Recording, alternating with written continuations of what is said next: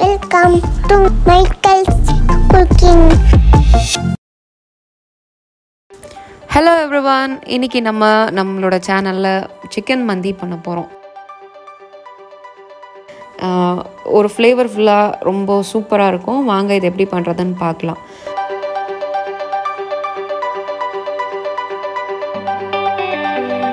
So இந்த மந்தி பண்ணுறதுக்காக நான் 1 கிலோ சிக்கன் எடுத்திருக்கேன். சிக்கன் வந்து நார்மலாக நம்ம பிரியாணிக்கு எடுக்கிற பீசஸை விட கொஞ்சம் பெருசாக எடுத்திருக்கேன். இந்த பீசஸ் எல்லாமே நீங்கள் நல்லா வாஷ் பண்ணிவிட்டு ஒரு பாத்திரத்தில் எடுத்துக்கோங்க. எல்லா பீசஸுமே ஒரு ஃபோர்க் வச்சு எல்லா பக்கமும் நல்லா குத்தி விடணும். அப்போ தான் அந்த மசாலாலாம் உள்ளே இறங்கும்.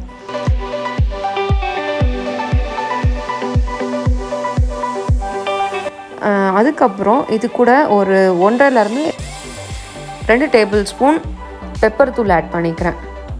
2 டீஸ்பூன் ஜீரகத்தூள் ஆட் பண்ணிக்கிறேன். ரொம்ப பொடியாக நறுக்குன்னு கேப்சிகம். இந்த குடமிளகா வந்து பொடியாக நறுக்கி இருக்கணும், ரொம்ப பெருசாக போடக்கூடாது.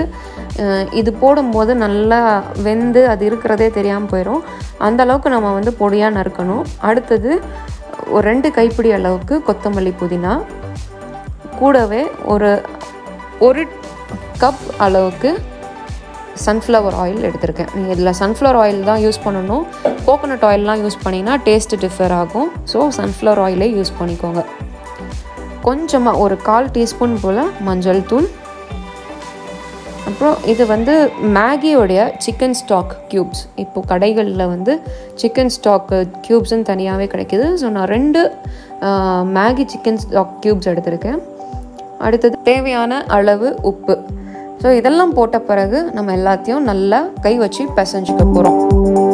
மசாலா எல்லாமே சிக்கன் பீசஸில் நல்லா படர்ந்து வர அளவுக்கு ஒன்றோட ஒன்று நல்லா மிக்ஸ் பண்ணிக்கோங்க. நல்லா மிக்ஸ் பண்ணதுக்கப்புறம் இந்த ஸ்டெப் ஆப்ஷனல் தான். இதில் வந்து நான் கலர் பவுடர் ஆட் பண்ணியிருக்கேன். இது ரொம்ப கம்மியாக ஆட் பண்ணால் போதும். இது உங்களுக்கு சப்போஸ் கலர் பவுடர் வேண்டான்னு நீங்கள் நினச்சிங்கன்னா இந்த ஸ்டெப்பை நீங்கள் ஒமிட் பண்ணிடலாம். கலர் பவுடர் ஆட் பண்ண வேண்டிய அவசியம் இல்லை. ஸோ கலர் பவுடர் ஆட் பண்ணிவிட்டு மறுபடியும் எல்லாத்தையுமே ஒன்றா நம்ம கலந்து விட்டுருணும். இதை வந்து ஒரு 3/4 மணி நேரத்துலேருந்து 1 மணி நேரம் நம்ம ஊற வைக்க போகிறோம். இப்போது இன்னொரு பாத்திரத்தில் நான் தண்ணி நல்லா கொதிக்க வச்சுருக்கேன்.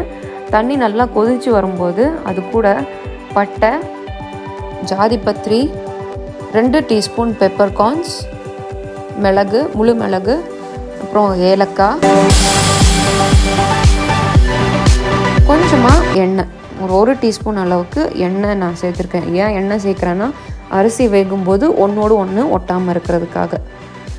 இதுதான் ரொம்ப முக்கியமான பார்ட்டு. நான் வந்து இப்போது ஒரு ஃபுல் காஞ்ச லெமன் ஆட் பண்ணியிருக்கேன். ஸோ இந்த லெமன் வந்து ஒரு காஞ்ச லெமன் தான் நீங்கள் ஆட் பண்ணணும். அதுதான் ஒரு வித்தியாசமான ஒரு டேஸ்ட்டு கொடுக்கும். இந்த ரெசிப்பிலே ரொம்ப ரொம்ப முக்கியமான ஒரு விஷயம். ஸோ தண்ணி நல்லா கொதிச்சதுக்கப்புறம் நான் இது கூட கழுவி வச்சுருக்க பாஸ்மதி ரைஸை ஆட் பண்ணிக்கிறேன்.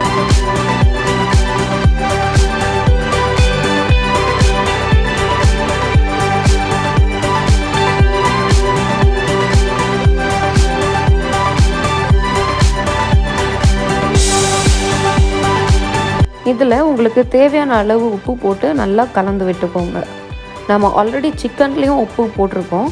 ஸோ இதுலேயும் வந்து நீங்கள் அதுக்கேற்ற மாதிரி தேவையான அளவு மட்டும் உப்பு போட்டுக்கோங்க. இப்போது இந்த அரிசி வந்து ரொம்ப ஃபுல்லாக வேகக்கூடாது. ஒரு 90% வெந்தால் போதும். நம்ம திரும்ப வந்து இதை டம் போட போகிறோம். அதனால் 90% வேகிற அளவுக்கு வச்சுக்கோங்க.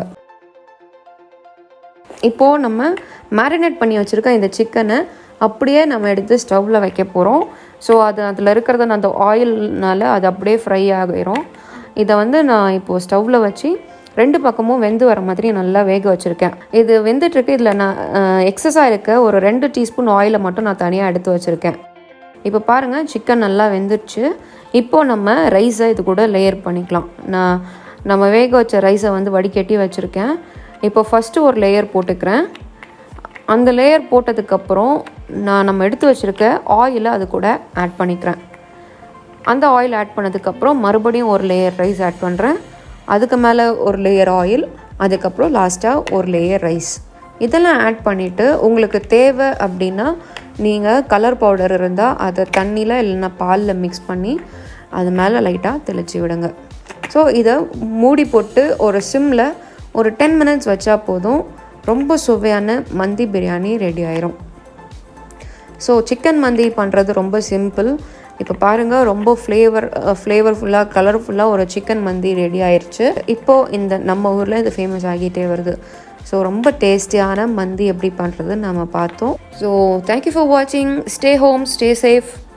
வீடியோஸ் பிடிச்சிருந்தால் லைக் பண்ணுங்கள், ஃப்ரெண்ட்ஸ் அண்ட் ஃபேமிலிஸ்க்கு ஷேர் பண்ணுங்கள், சப்ஸ்கிரைப் பண்ணுங்கள், மறக்காமல் பெல் ஐக்கனை கிளிக் பண்ணுங்கள். வீடியோ பிடிச்சிருந்தா லைக் பண்ணுங்கள், கமெண்ட் பண்ணுங்கள், ஷேர் பண்ணுங்கள், மறக்காமல கிளிக் பண்ணுங்கள்.